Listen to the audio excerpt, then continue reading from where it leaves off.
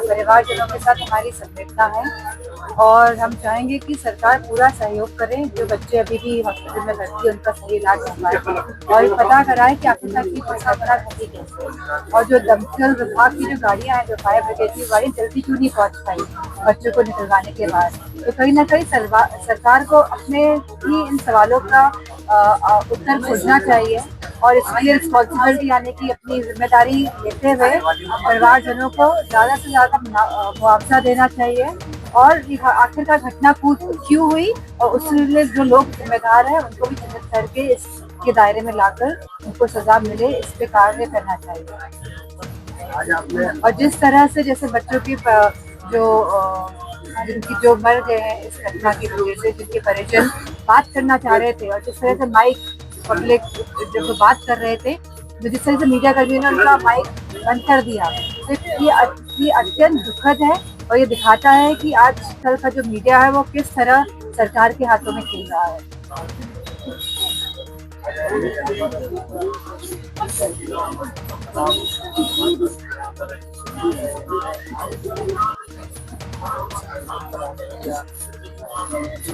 नहीं, आज हम सभी जानते हैं कि आज बड़ा मंगल का आखिरी मंगल है और जो हमारा धर्म है हमें सिखाता है कि सेवा का भाव सिखाता है, तो उसी भाव के साथ हम सब यहाँ पे आए हैं, जो कि कुछ आए हैं। ओपी राजभर जी लगातार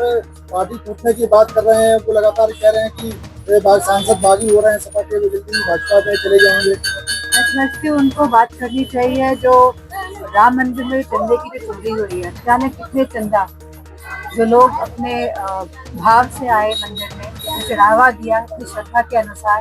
तो जिस तरह से पूरे राम मंदिर में जो एक घटना घटित हुई है, और पहले तो सरकार चाहती थी कि बात निकल के बाहर नहीं आए, सामने नहीं आए, और जब ये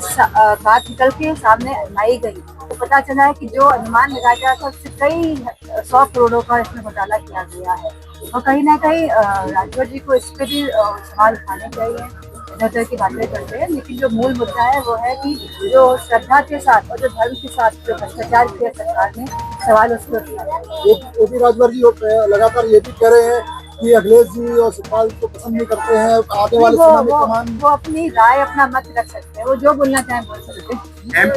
एमपी के मुख्यमंत्री मोहन यादव जब से मुख्यमंत्री बने हैं उसके बाद से उनके परिवार वालों की संपत्ति 168 एकड़ बढ़ गई है, ये एक रिपोर्ट में भी आया है, इस पर क्या कहेंगे?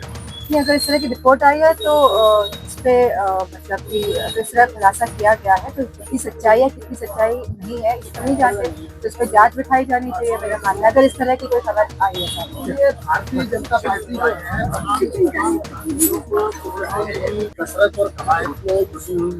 ये अपने आप में ये दर्शाता है कि लोकतंत्र में किस तरह से भ्रष्टाचार फैलाया जा रहा है। जो बाबा साहब